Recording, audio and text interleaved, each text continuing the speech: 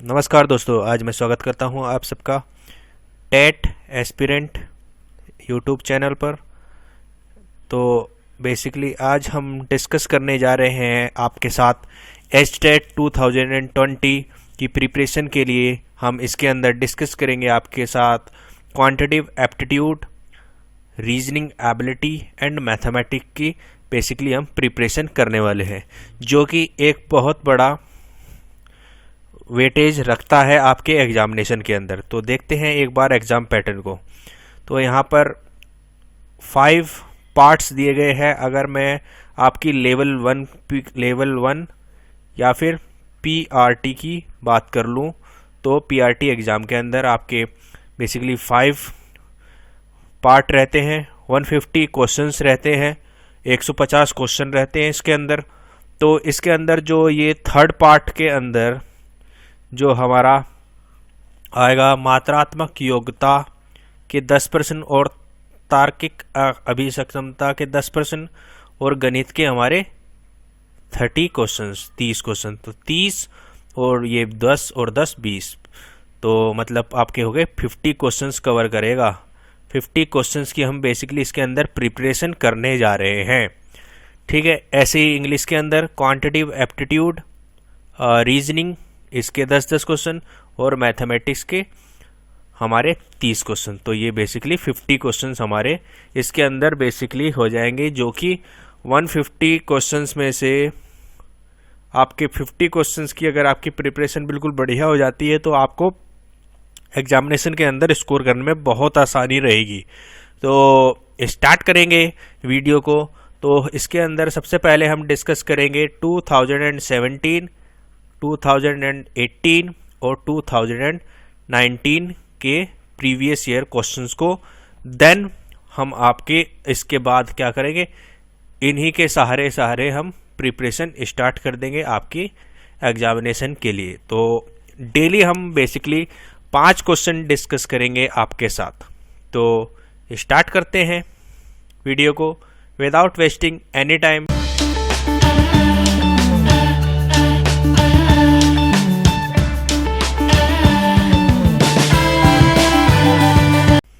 तो ये क्वेश्चन हमारा 2017 से आया है। 2017 के अंदर पूछा गया था, किसमें, एचटेट के अंदर। जिनके पास प्रीवियस ईयर के पेपर होंगे उनको पता होगा। तो इसमें क्वेश्चन पढ़िए, बताइए क्या है इसका राइट आंसर। निम्न शब्दों को तर्कसंगत अनुक्रम में व्यवस्थित करें। काटना, पहनना, निशान लगाना, मापना, सीलना। Arrange the following words in logical sequence: cutting, wearing, marking, measuring, stitching. तो इनको हमें एक सही क्रम के अंदर लगाना है कि क्या सही क्रम होगा किसी भी एक कपड़े को हमारा, जब हम मतलब टेलर का काम है बेसिकली ये, लेकिन ये रीजनिंग का क्वेश्चन इसको माना जाता है। तो इसको हमें एक लॉजिकल सीक्वेंस में व्यवस्थित करना है, तर्कसंगत अनुक्रम के अंदर व्यवस्थित करना है। ठीक है, तो देखिए सबसे पहली चीज हमें पता है कपड़ा जब बन जाएगा तभी तो पहनेंगे। तो ऑप्शन सेकंड हमारा वेयरिंग वाला, ये हमारा सबसे आखिरी पॉइंट होना चाहिए। तो किस किस के अंदर है, सेकंड और थर्ड ऑप्शन के अंदर है। सेकंड और थर्ड ऑप्शन के अंदर है। तो ये फर्स्ट वाले हमारे क्या हो गए, एलिमिनेट हो गए। फर्स्ट और फोर्थ वाला क्या हो गया, हमारा गलत हो गया। अब अगर आपके पास टाइम नहीं है तब भी आपको एटलीस्ट इतनी तो सीक्वेंस लगानी है। तो तुक्का भी अगर आप मारेंगे तो सेकंड एंड थर्ड में से मारेंगे अगर टाइम रहता नहीं है। और अगर टाइम रहता है तो आगे देखिए कैसे करते हैं। तो ये तो हमारा हो गया। अब सीक्वेंस हम इसको ना देखकर सीधा इससे शुरू करेंगे। पहला 4 क्या है भाई, मापना, मेजरिंग। ठीक है, अगला थर्ड निशान लगाना, निशान लगाना। ठीक है, मापने के बाद हम निशान लगाएंगे, बिल्कुल सही बात है। मापने के बाद निशान लगाएंगे, मार्किंग करेंगे, बिल्कुल सही बात है। अब हमारा इसके बाद कटिंग, हाँ निशान लगाने के बाद काटेंगे भी, काटेंगे, बिल्कुल सही बात है। और अगला हमारा सीलना, उनको सीलेंगे भी, बिल्कुल। स्टिचिंग भी करेंगे, कपड़े की स्टिचिंग कर दी। फिर उसके बाद पहनेंगे। तो हमारा कौन सा सही हो गया? सेकंड वाला ऑप्शन बिल्कुल करेक्ट हो गया इस क्वेश्चन के लिए। क्वेश्चन ऑप्शन नंबर 2 क्या है? बिल्कुल सही है इस क्वेश्चन के लिए। उम्मीद कर रहा हूँ क्वेश्चन बिल्कुल क्रिस्टल क्लियर हुआ है, बिल्कुल समझ में आया है। कोई भी डाउट रह जाता है तो भाई डिस्कस कर सकते हैं कमेंट सेक्शन के अंदर, ठीक है ना? समझ रहे हो चीजें? कोई डाउट रह जाता है तो कमेंट कर सकते हो, बिल्कुल आराम से सबको रिप्लाई मिलेगा। और जो नए बच्चे हैं भाई, वो उस चैनल को सब्सक्राइब कर लेंगे। जो हमारे न्यू यूजर्स है वो इस चैनल को सब्सक्राइब कर लेंगे, जिससे कि ऐसे ही वीडियोस वो आगे देख सकें, ठीक है ना? अब देखते हैं नेक्स्ट क्वेश्चन। यह है क्वेश्चन नंबर 62। एक घड़ी में 4:30 हुए हैं। यदि मिनट की सुई पूर्व दिशा की ओर है तो घंटे की सुई किस दिशा में होगी? A clock shows time 4:30 if hand of minute is in east direction, then the hand of hour is in which direction? तो भाई पहली चीज आप बताइए क्या है। पहले तो आपको खुद सोल्व करना है, अगर आपको नहीं आता देन आप मेरा देखेंगे, वीडियो को पॉज कर सकते हैं। देखिए पहली चीज, हमें डायरेक्शन का ज्ञान होना चाहिए। ये हमारा नॉर्थ, ये हो गया साउथ, ये हो गया ईस्ट, ये हो गया वेस्ट, ये हो गया हमारा उत्तर, ये हो गया दक्षिण, ये हो गया हमारा पूर्व, ये हो गया हमारा पश्चिम। चीज आ गई समझ में? अब दूसरी चीज, एक ये तो हो गया दिशा का ज्ञान। अब दूसरी चीज हमें घड़ी का पता होना चाहिए। ये हमारी घड़ी होती है, ऐसे ही तो होती है, लगभग 12 से शुरू होती है, 3, 6, 9 ऐसे ही तो होती है। अब बजे कितने हैं भाई? 4:30 हुई है। एक क्लॉक के अंदर टाइम कितना हुआ है? 4:30 हुआ है। अब 4 कहाँ पे आएगा? यहाँ पर आएगा, और 30 यहाँ पर। बड़ी वाली सुई जिसे हम कहते हैं मिनट, मिनट वाली घंटी, मिनट वाली सुई, समझ रहे हो? मिनट हैंड कहते हैं। और ये छोटी वाली कौन सी होती है? आवर हैंड होती है, घड़ी की मतलब क्या कहते हैं, घंटे की सुई होती है, ठीक है? तो ये हमारी घड़ी यहाँ पर आ गई, ये हो गई डायरेक्शन। अब इसने कहा क्या है भाई?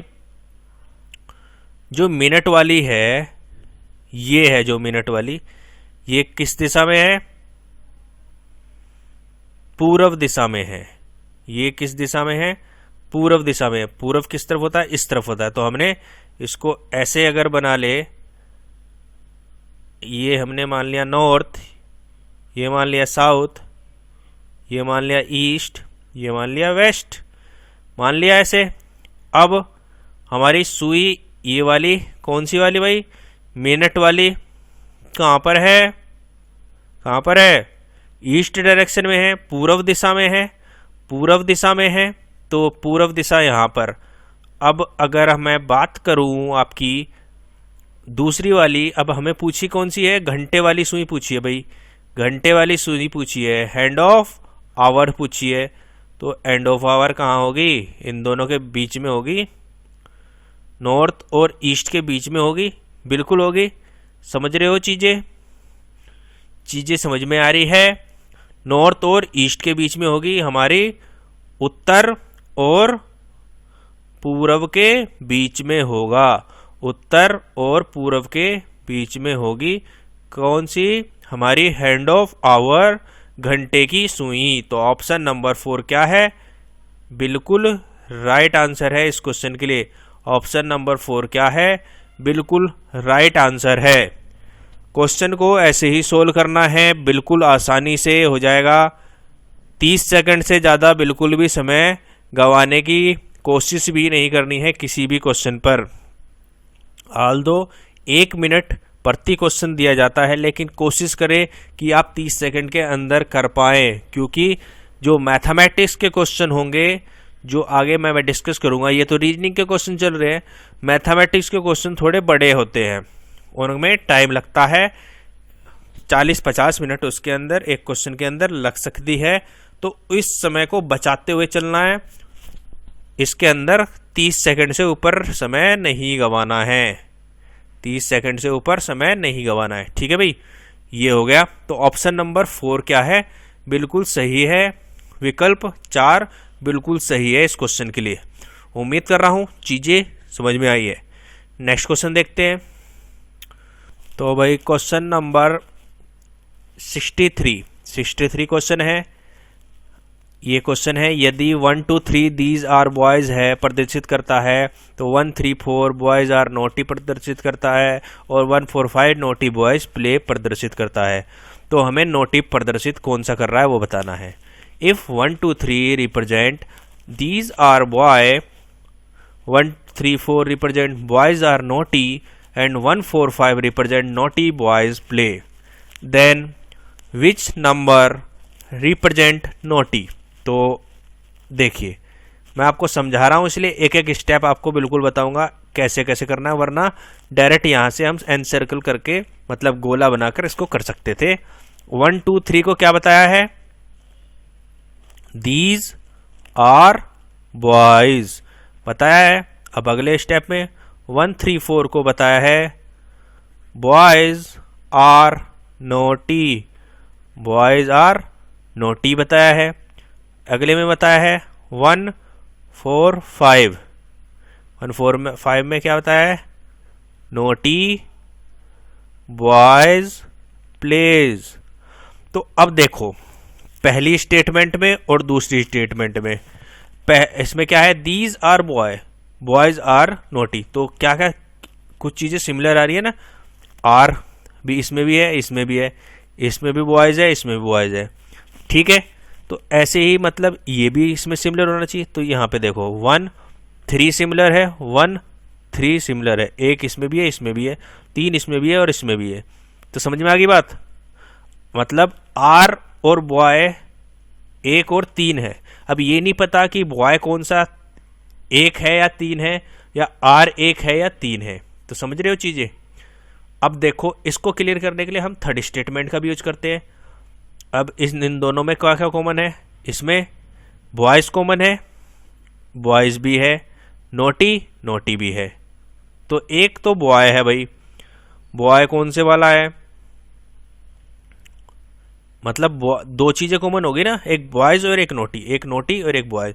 अब हमें पता है कि बॉयज़ तो हमने ऊपर से भी अनसर्कल किया हुआ है, तो मतलब एक कॉमन है ये वाला, और एक 4 कॉमन है।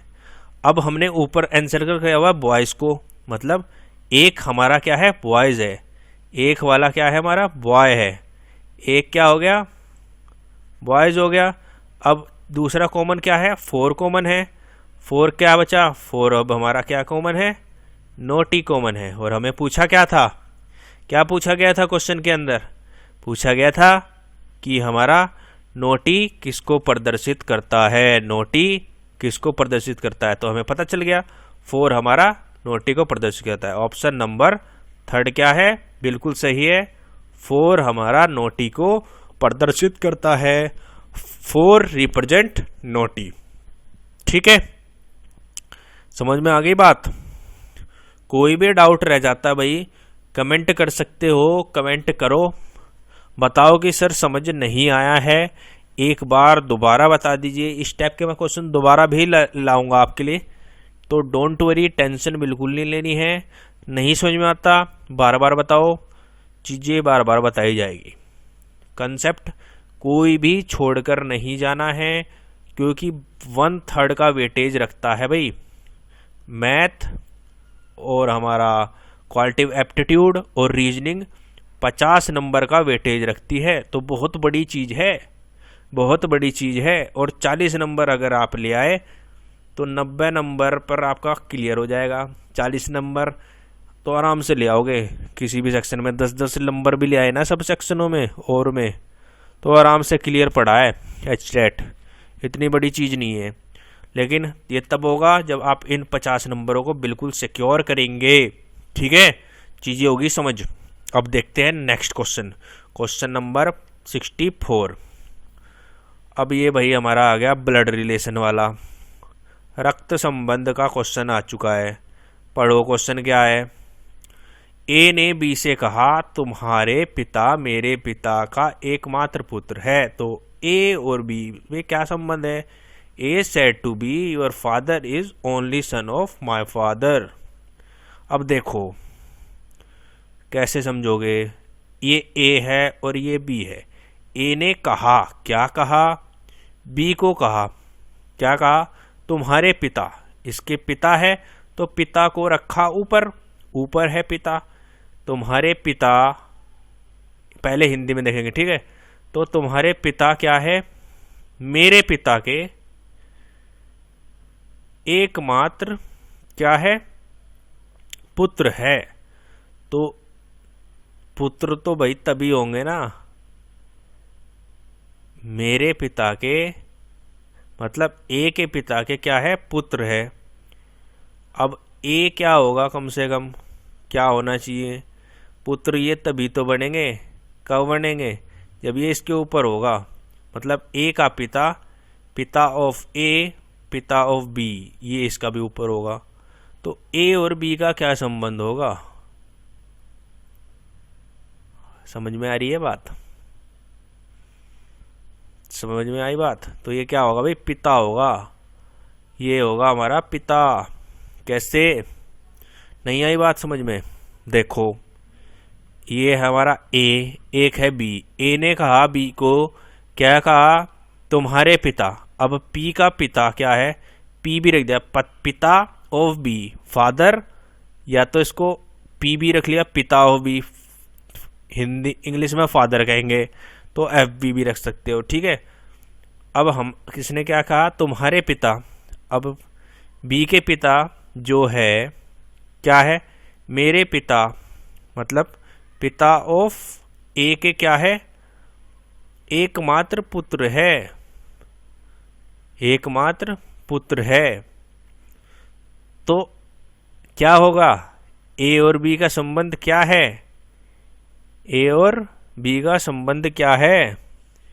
एकमात्र पुत्र है, तो मतलब वही तो पिता है। समझ गए बात को? वही क्या है? पिता है। ऑप्शन नंबर 4 क्या है? बिल्कुल सही है। समझ पा रहे हो चीजों को? समझ पा रहे हो भाई? रक्त संबंध तो बिल्कुल, कुछ बच्चे तो देखते ही कर देते हैं इन क्वेश्चनों को।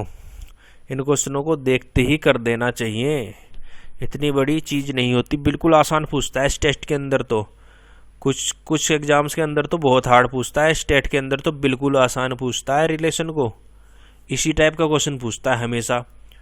ए ने बी को कहा, या उसने उसको एक तस्वीर में देखकर ये कहा कि इसकी माता ये वो ये सब चीज़ें पूछता है स्टेट के अंदर। तो इसका ऑप्शन भाई बिल्कुल ऑप्शन नंबर 4 क्या है? बिल्कुल राइट आंसर है। इसमें कोई डाउट नहीं होना चाहिए, ठीक है।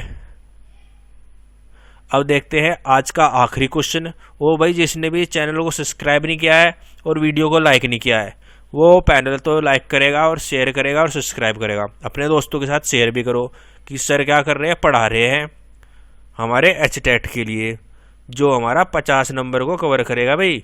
बहुत इंपॉर्टेंट सेशन रहेगा, बहुत इंपॉर्टेंट क्लास रहेगी आपके लिए एचटेट के अंदर। और इसके बाद सीटेट की तैयारी करेंगे। टेंशन क्यों ले रहे हो? सीटेट की तैयारी करेंगे, बढ़िया मज़ा आ जाएगा बिल्कुल, ठीक है। तो 65 ये हमारा आखिरी प्रश्न है। अब देखिए, यदि विक्ट्री का कूट शब्द ये है और वार का कूट शब्द ये है, तो सक्सेस का कूट शब्द क्या होगा? ये क्या क्वेश्चन इसको कहते हैं? कोडिंग एंड डिकोडिंग वाले। मतलब कोई भी, मैं जैसे मेरे को कहना था विक्ट्री, अब ये कोड लैंग्वेज में कह दिया इसको ये। अब ये चीज उसको ही पता है। किसको पता है भाई ये चीज? जो मेरे जानने वाला है कि मैं इस लैंग्वेज को ये रखता हूँ, जो मतलब हमारे आतंकवादी, इंटेलिजेंस वाले, ये सब इनको इस लैंग्वेज का प्रयोग करते हैं। समझ रहे हो चीज? जिससे कि आम आदमी को तो पता ही नहीं चल पाया। देखो अब इसने भाई विक्ट्री को ऐसे लिख दिया। अब आम आदमी क्या बोलेगा, क्या बकवास है, फेंको इसको यार, क्या लिख दिया है, यही तो कहेगा। अब इसी आदमी को पता है जिसने ये बना रखा है, या सामने वाला इतना इंटेलिजेंट है, उसको समझ में आ रहा है कि लिखना क्या चाहता है भाई। समझ पा रहे हो चीज़ें? आपने काफ़ी मूवीज़ के अंदर देखा होगा, काफ़ी पिक्चरों के अंदर देखा होगा इस चीज़ को। तो इंग्लिश के अंदर भी एक बार पढ़ लेते भाई, इंग्लिश वाले नाराज हो जाएंगे फिर हैं। तो देखो, if code word of victory is ये and code word of war is ये, then code word of success is क्या। अब देखो, ध्यान से देखने वाली बात है।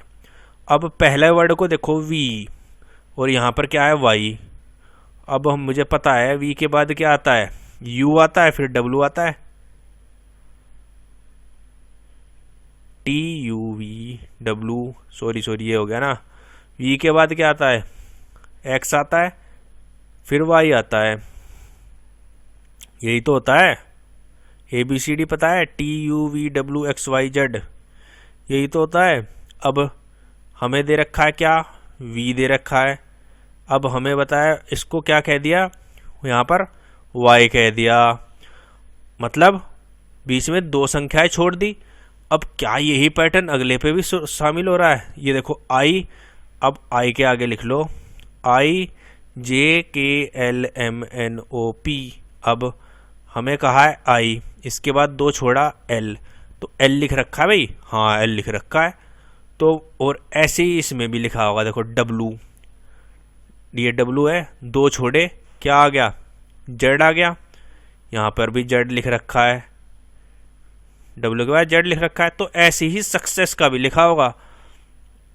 अब हमें पता है PQRSTUVWX, ये आ गया Y, ये हो गया Z, ठीक है।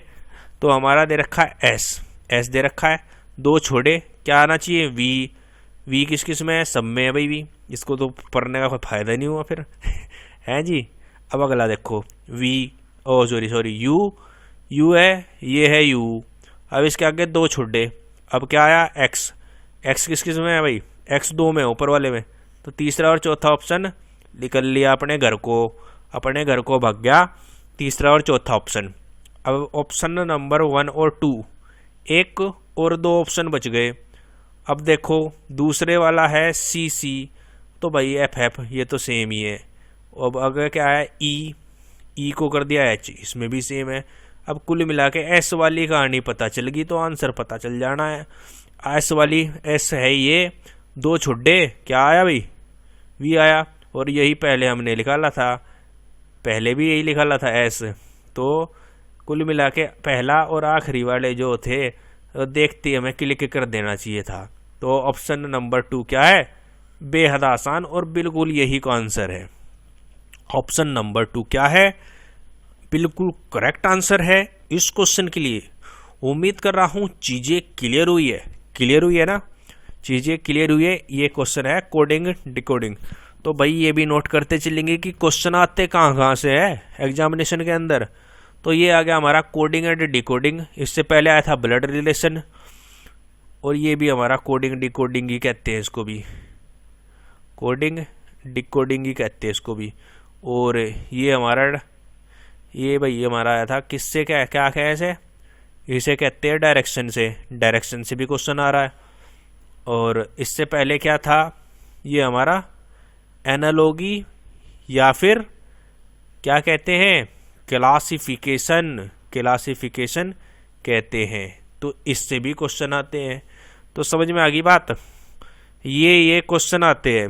उम्मीद कर रहा हूँ सेशन के अंदर मज़ा आया है। और भाई शेयर करना बिल्कुल ना भूलें, मज़ा आएगा, ज़्यादा स्टूडेंट जुड़ेंगे तो मज़ा आना है आपको भी और मेरे को भी।